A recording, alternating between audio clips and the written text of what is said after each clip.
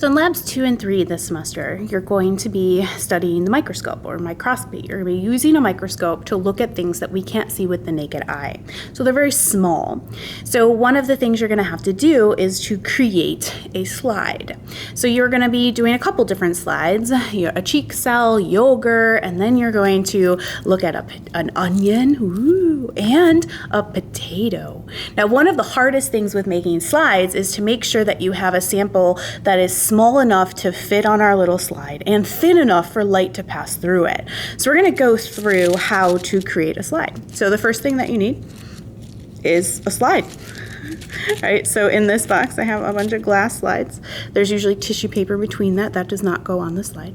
So you'll notice it's just a little glass slide and I'm holding it from the sides. All right, there's reason for that. All right, if you're looking at the side, you are not putting your fingerprints in the middle of it, dropping oil, your own skin oil on it. So try really hard not to actually touch the main surface of your slide.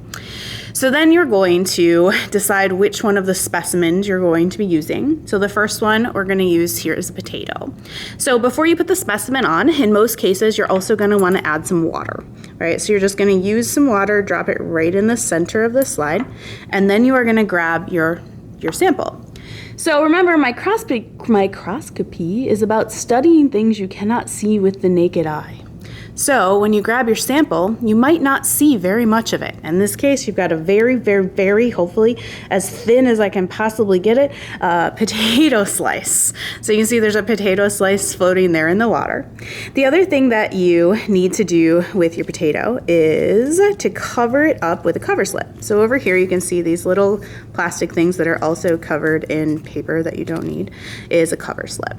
So cover slips act to protect the slide, but also to contain everything under the slide. The other thing with studying microscopy that you'll learn is that cells are basically clear, like they don't have color. Most cells don't have a color to them. So in order to see them well, you have to stain them with different things. So we've got a couple different stains here that I'm going to demonstrate here. So we're going to look at it in two different ways.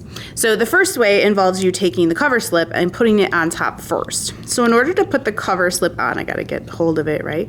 You're basically going to make a 90-degree angle with the cover slip and the slide.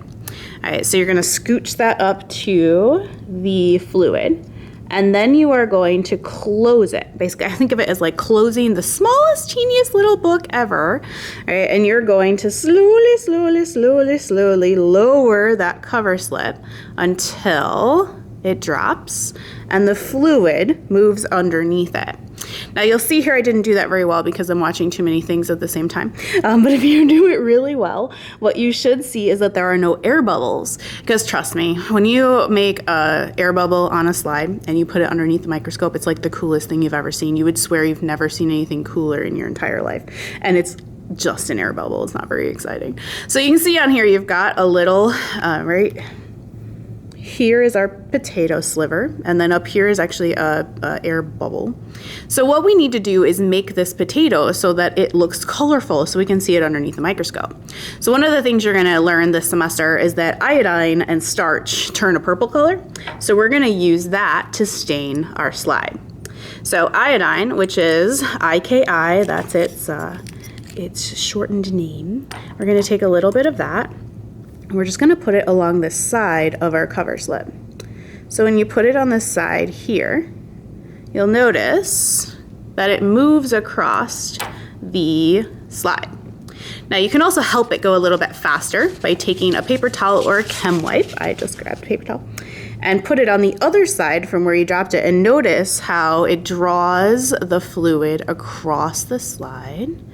And that gives you some color to actually look at underneath the microscope. So the potato will turn a purplish color, which you can kind of see if I get the light just right. The iodine has moved across the cover slip. And now you can pop that underneath the microscope and see the potato and its little purple pieces, which are really cool to look at. So the more iodine you add, the darker that this is going to get. So that is one way of staining a slide.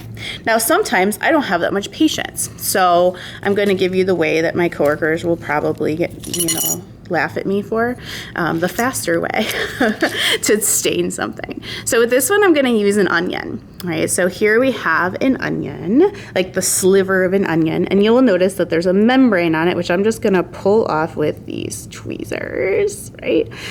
So not that piece. I'm going to grab this big old fat piece.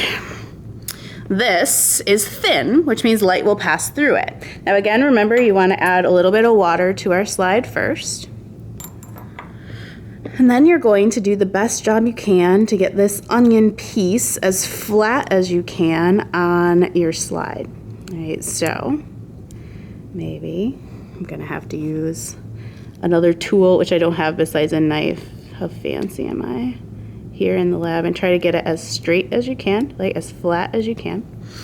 And then you can stain it. Honestly, you can stain it before you put the cover slip on it, but just remember when you do this, less is more, all right? If you use too much dye, right, then it will end up being a big mess all over you, your clothes, and your lab book.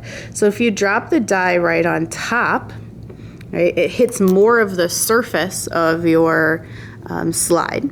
But then you still do need to add the cover slip, right? So you still want to contain this, you want to clean it up. You'll probably still want to use a paper towel. Getting cover slips out of this with one hand is like not easy. Production value, let me tell you. So again, you're going to do the same thing. There, you're going to line up your cover slip on the edge. Again, grab some fluid, and then you're going to slowly, slowly, slowly drop it on top. Again, if you do it really well, you'll have no air bubbles. Looks like I got a couple little ones in there. And then again, you can use a paper towel or a chem wipe in order to suck up some of the extra fluid, just so you don't make a mess of your microscope, your lab book, and your fingers, because we are using biological dyes. And remember, your fingers are biological, and your clothes are often biological as well. All right, so you're creating a slide that has a sample on it that is thin enough for light to go through, and a colorful image so that you can actually see what you're looking at underneath the microscope, whether it's a specific type of cell or a specific organelle inside of that cell you want to see, right? So with the potato, we use iodine because the starch reacts well. With the onion, we use a red dye that is going to catch the cell wall and the nucleus really well. So we don't have any starch or much starch in onions, so it won't stain with iodine. So sometimes you have to use different dyes in order to see different things, and then you can look at them underneath the microscope.